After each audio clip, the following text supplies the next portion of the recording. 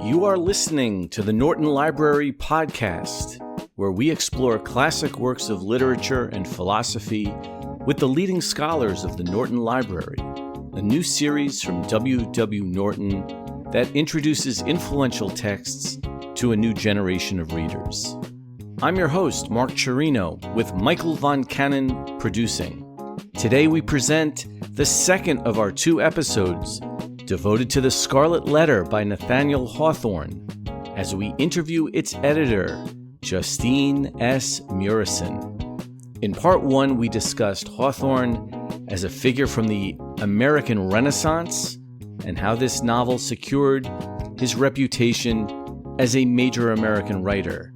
In this second episode, we learn about Justine Murison's personal experience with the Scarlet Letter, the challenge this novel poses, how she teaches the novel, a Scarlet Letter playlist, and so much more. Justine S. Murison is Associate Professor of English at the University of Illinois Urbana-Champaign. She specializes in 19th-century American literature, particularly the intertwined topics of health and religion. She is the author of The Politics of Anxiety in 19th-Century American Literature, as well as Faith in Exposure, Privacy and Secularism in the 19th-Century United States. It's fantastic to have her join us once again today. Justine Murison, welcome back to the Norton Library podcast. Thanks, Mark. It's great to be back. Great to see you again. We had such a good time talking with you about Nathaniel Hawthorne's The Scarlet Letter the first time. Now we get to know a little bit more about the book and your relationship to the book. First of all, I am holding the gorgeous new edition of The Scarlet Letter, which you edited. Can you tell me a little bit about the design of the cover, the color scheme? When Norton first sent me the original cover, they also sent me their inspiration. It's Merrill's painting The Scarlet Letter from 1861, which is this lushly dark and gorgeous rendering of Hester with Pearl as a Madonna and child. But we went back and forth because I was like, redder. So we went for a true scarlet for the color. So we're looking at a field of scarlet with the black lettering, the Scarlet Letter, but then also, what would you say, a peach or an orange? Yeah, I would say a sort of peach orange. It's from the painting. You can see it in the embroidery and the colors and the sort of gold, it's referencing the sort of gold thread that Hester used in her elaborate embroidering of the Scarlet Letter. Justine, do you remember the first time you ever read the Scarlet Letter? Like so many people, I read it in high school the first time, and I remember being struck by the opening chapter when she emerges from the prison door and the roses that are next to the door. But I honestly don't think I understood or appreciated it then. I think I understood better some of his short stories, but to my mind, The Scarlet Letter is reading for adults or it's adult reading first off, but partially because you kind of have to have made some mistakes, some real doozies in one's life to really understand the depth of psychology he's trying to plumb. And maybe I was stunted, but I hadn't made those kinds of, life-changing aspects. But the other reason I think it was hard for me, and it's hard for readers now, including my students, is there's no plot, right? It is all psychology. It's all narrative voice. All the fun stuff is happening in the descriptions. And that's not exactly the kind of book that when you're 16, even if you're an avid reader like I was, there's a reason I became an English professor, right? But it was only when I came back to it as a graduate student and teaching it in the classroom that made me really deeply appreciate what Hawthorne was doing. So you're saying this might not even be an ideal high school text as much as undergraduate or even beyond? That is my sense of it, in part because it's challenging both because it is description and psychology. It's a thriller, but it's a thriller that happens in the narrative voice. And I think that's sometimes difficult when you're younger, but also because really the identification you might have with like I was, I think at the last podcast, I was talking about Dimmesdale as aren't we all hypocrites? Like that deep sense of shame. I say that it might not appeal to high school students, but in our era of social media, maybe Dimmesdale's character will sort of jump out to even young readers who deal with a lot more than I had to deal with when I was in high school. And so I'm sensing you went back to the Scarlet Letter and then back again. And so it aged gracefully along with you.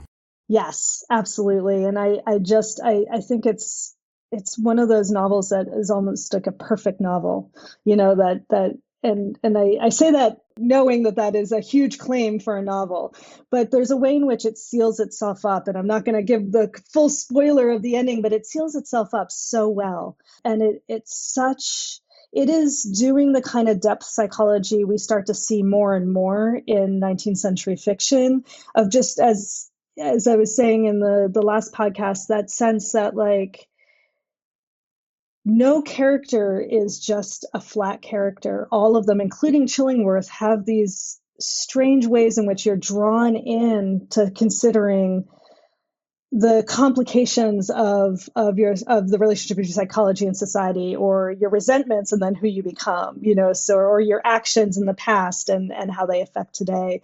It really asks you to think about that in a way that I think is compelling and so perfectly done.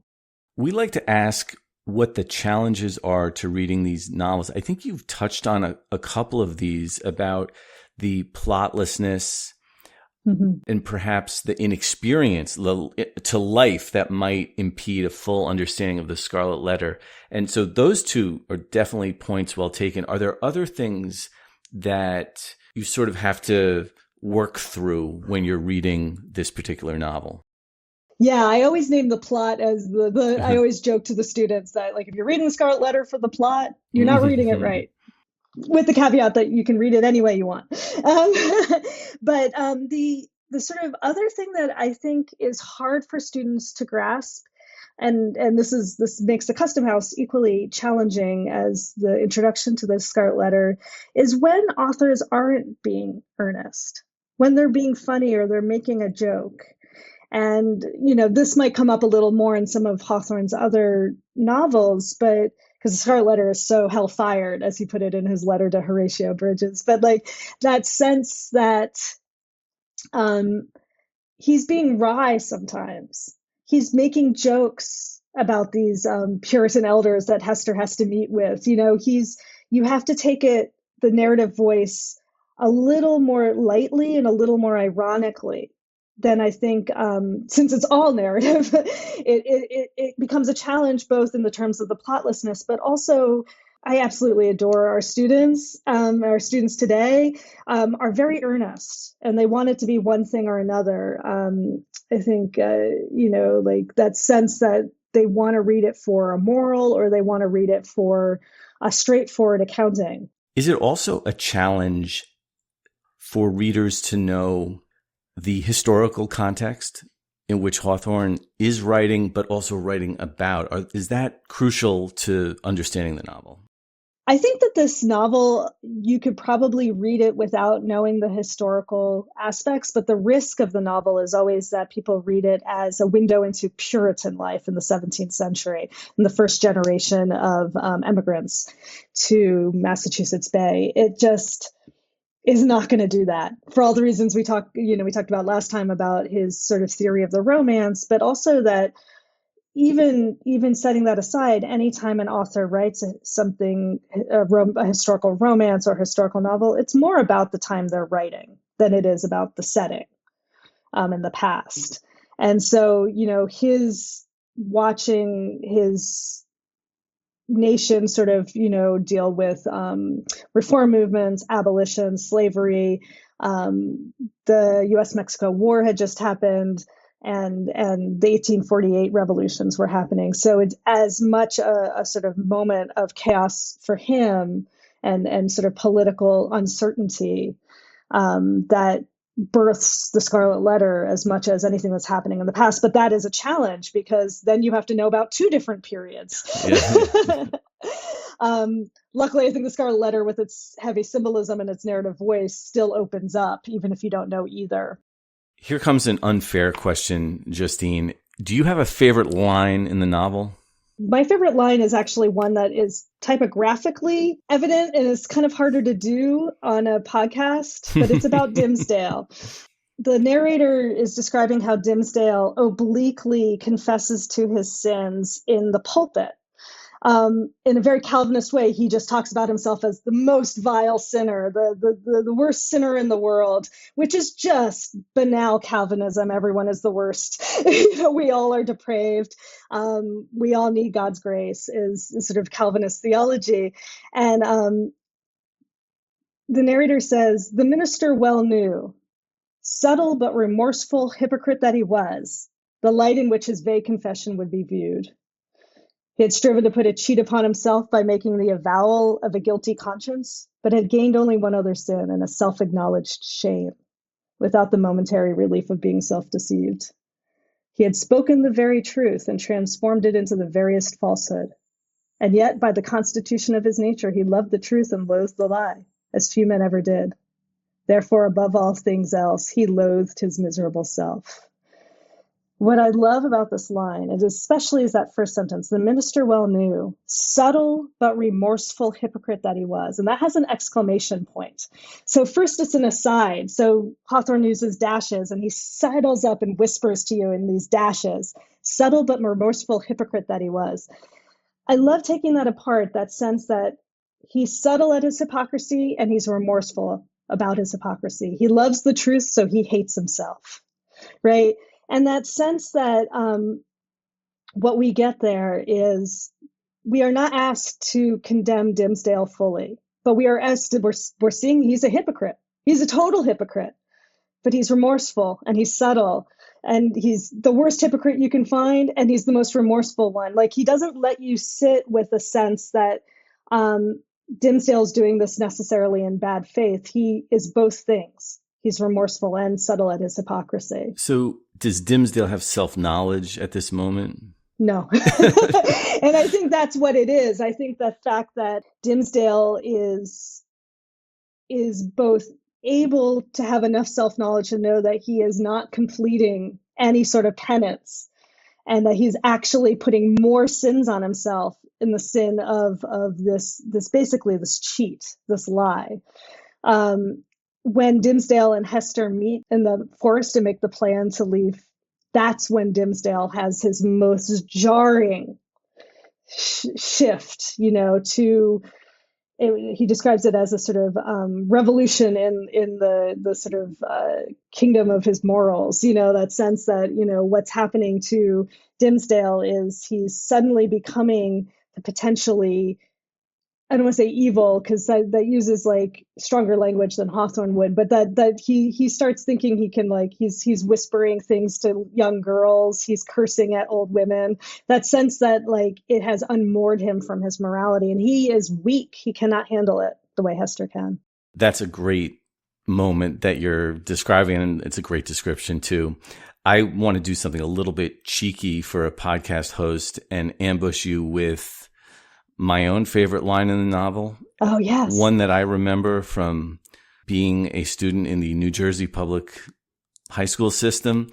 And Yay, New Jersey.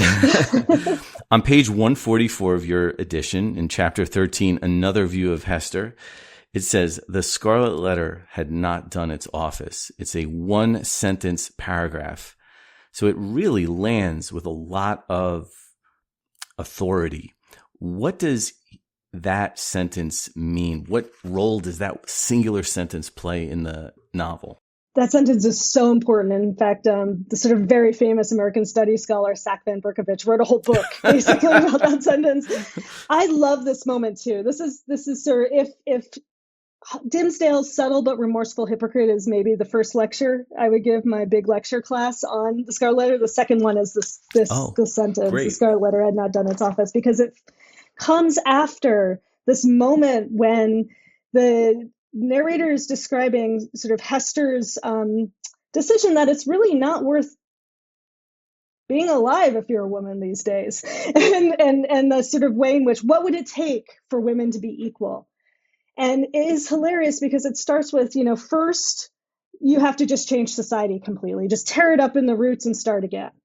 That's the first step. I always kind of act this out with my students. The second step is change how men are, whether that is by nature or habit or deeply rooted habit. And he leaves that open, right? He's not just like men are like this, women are like this. It is also a habit that's formed.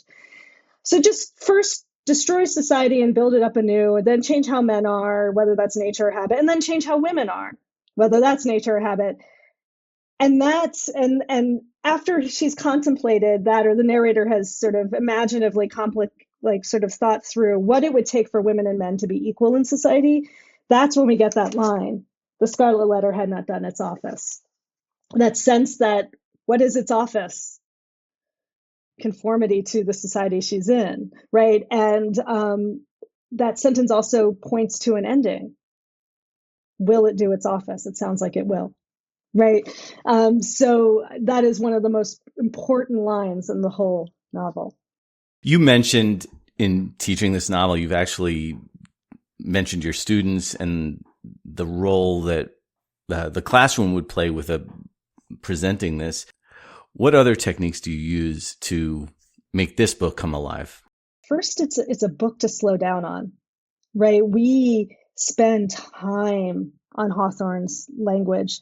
I also perform it a lot, and I don't mean that in a sort of theatrical sense, but I like what I just described. The Scarlet Letter had not done its office. I spend probably 15 minutes just taking apart sentence by sentence that section, right? Getting them to really, respond and think about what each line is actually saying and not speed through it. Because if you speed through it, you don't see that it's an impossible task, what he's describing. So slowing down is one thing. And also, I often sort of set Hawthorne novels up as sort of a pivot moment in our learning about the history of the novel, for instance. If I could, like that sort of plotlessness, I often have things that have lots of plots, before it. So sometimes I teach this or The House of the Seven Gables in a American Novel to 1914 class. And the first few novels are like Charles Brockden Brown's Wieland, where someone spontaneously combusts in the first chapter, and Catherine Maria Sedgwick's Hope Leslie, where there's, an Indian raid, and, there's all these things happening. And then we get to say, Scarlet Letter, and you want to describe what happens in the first chapter. She leaves a building, right? That sense that this isn't we're in a different kind of book now. Do you have a hot take on the Scarlet Letter, something counterintuitive against the prevailing winds of conventional wisdom?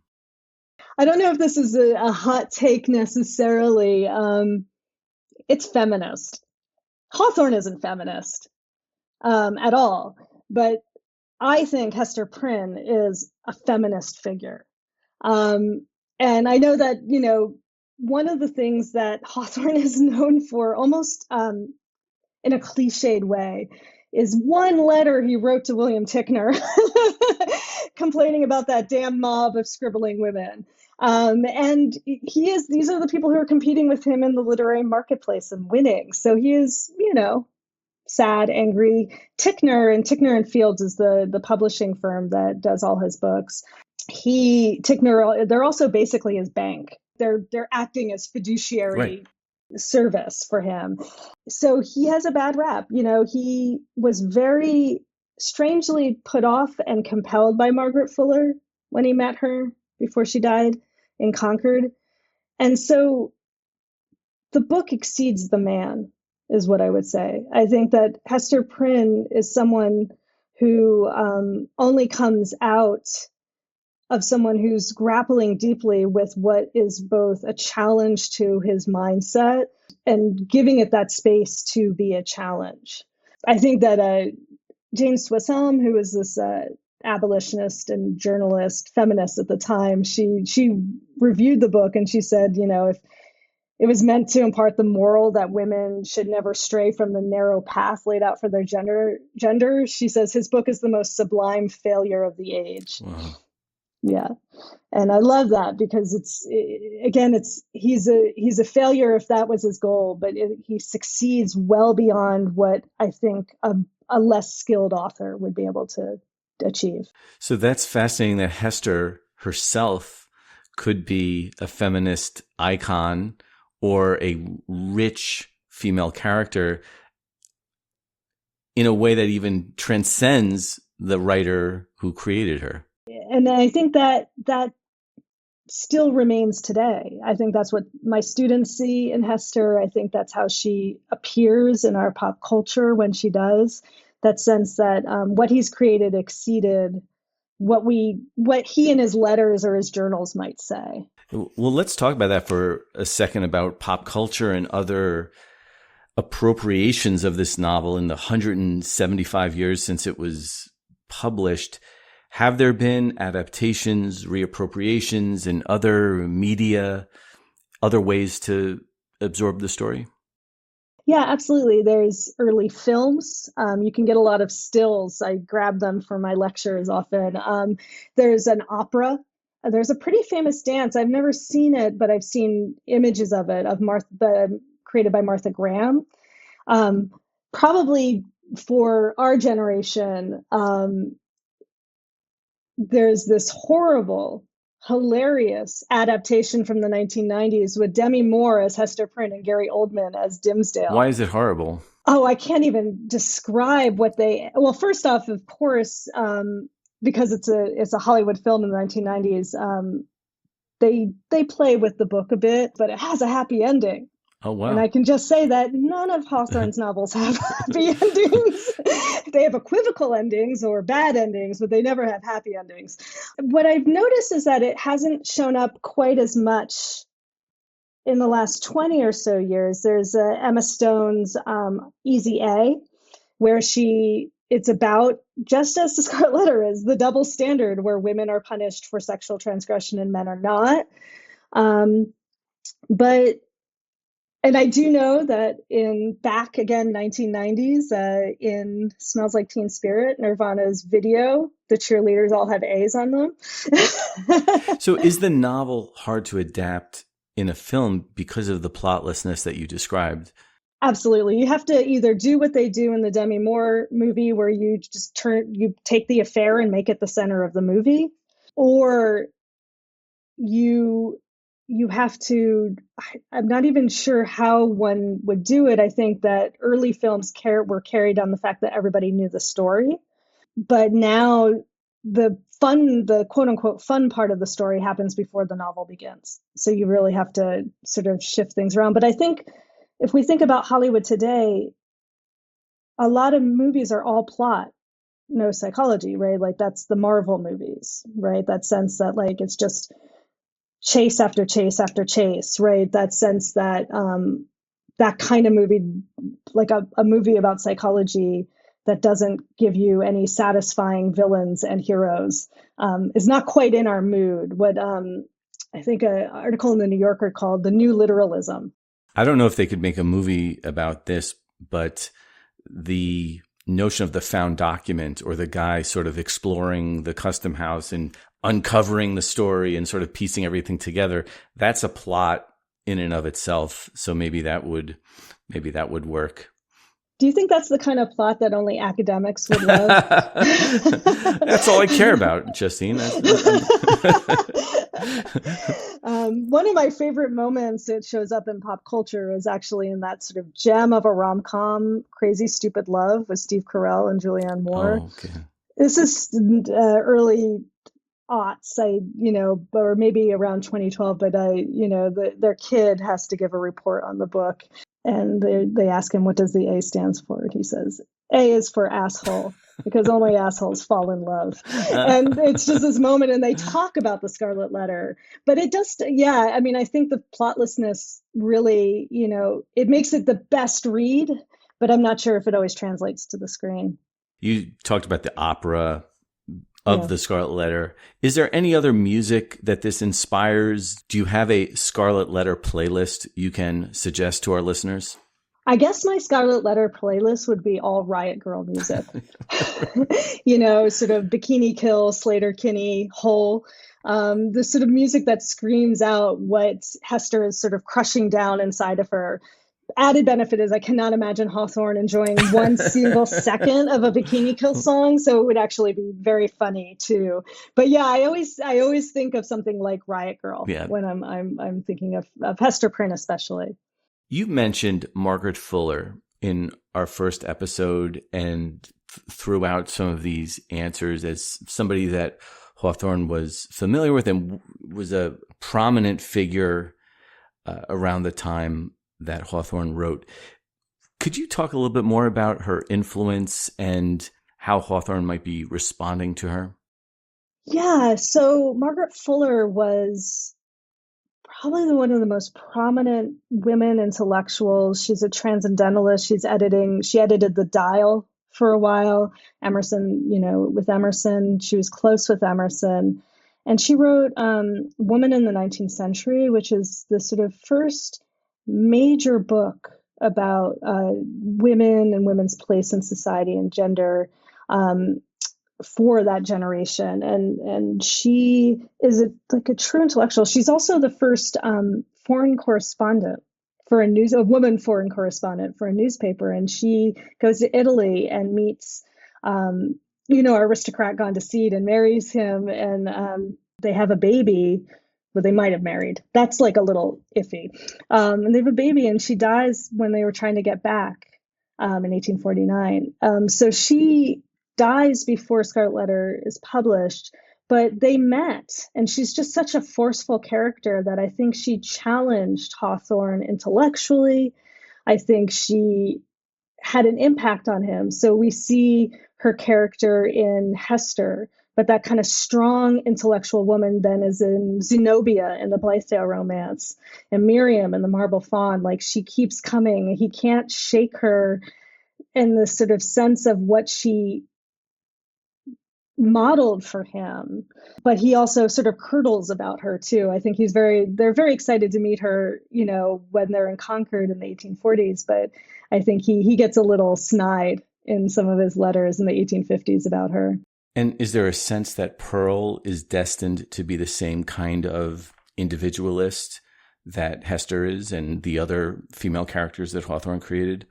That's a great question that I've never thought about, because one of the things that happens to Pearl at the end is that it's clear she's gotten married and she's used her fortune to marry well, and I think she's on the continent. And there's a way in which the spell breaking for Pearl is breaking exactly that revolutionary possibility. So while for the most of the book you feel as if Pearl could be an inheritor of that kind of spirit, the book ends without it. And that's what I mean by his endings are equivocal. We might not like that for Pearl. Well, this ending is going to have to be a little bit less equivocal. Justine Murison, thank you so much for joining us. Unequivocally, thank you for joining us on the Norton Library podcast to discuss the Scarlet Letter. Thank you so much, Justine. Thank you.